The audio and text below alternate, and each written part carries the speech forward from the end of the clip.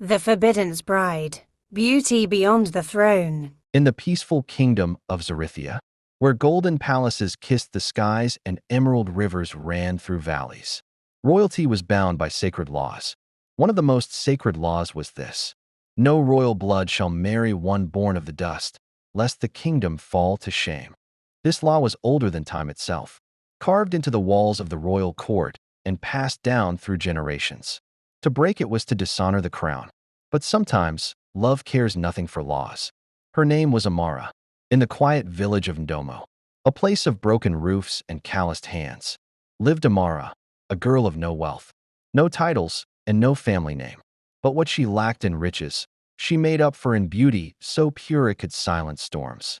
Her eyes held the colors of dusk, and her smile made even the bitterest man pause. She sold herbs at the roadside with her aging mother, who once served as a maid in the royal palace before being dismissed. During the time of war, Amara grew up hearing stories of the royal family, especially the young prince who was known to be kind but rebellious. That prince was Prince Adiran, the heir to the throne of Zarithia. A chance meeting. One afternoon, fate played her part. The prince, disguised in a simple cloak, was on a secret ride through the villages to escape the pressure of royal duties. His horse went wild near the market, and in the chaos, he was thrown to the ground. While others hesitated, Amara ran to him, helped him up, and spoke with no fear. "You ride like a child, but you fall like a king," she teased. Adiran laughed, really laughed, for the first time in weeks. He had never seen such eyes, nor felt so drawn to anyone. He returned the next day, and the next. Soon, the prince and the poor girl were meeting in secret, beneath the old fig tree by the riverbank. There, love bloomed like wild roses. Wild, forbidden, and impossible to tame. The kingdom finds out. But love cannot stay hidden for long. Whispers reach the palace. A prince in love with a village girl? A girl with no name? No gold? The royal council was furious. She is dust. She is nothing. Zarithia will not allow this disgrace. Queen Merelda, Adiran's mother, summoned her son and gave him a choice. "Break this foolish romance," she said, "or lose your right to the crown." The prince stood tall and spoke with fire in his voice. "Then I shall be a man before I am a king." The lovers stand alone, stripped of his title and riches.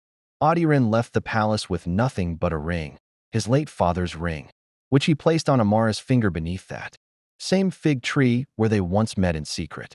They wed in the village, with only a few villagers as witnesses.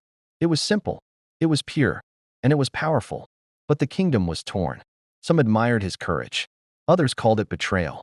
The royal council declared that Adiran was no longer heir to the throne, and instead named his younger brother, Prince Kale, as the new crown prince.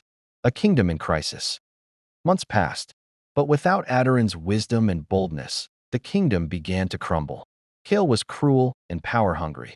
The people suffered under his rule. Protests began. Farmers refused to bring food to the cities.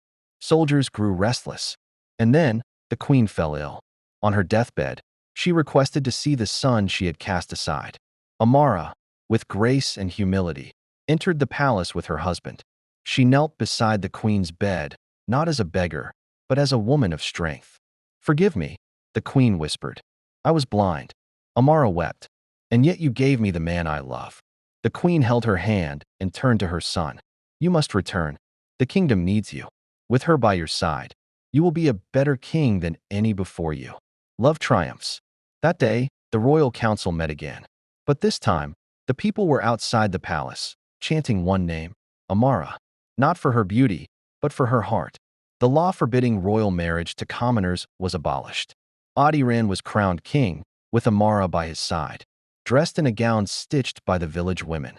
And when she spoke to the crowd, she said, "I am not royalty by birth, but I am royalty by love.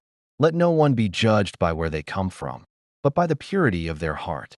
Years later, in the kingdom of Zarithia, the story of Queen Amara was told to children in every village, not as a fairy tale, but as a reminder that love, when true, can break even the oldest laws, and that sometimes a girl born of dust can rise to rule a kingdom.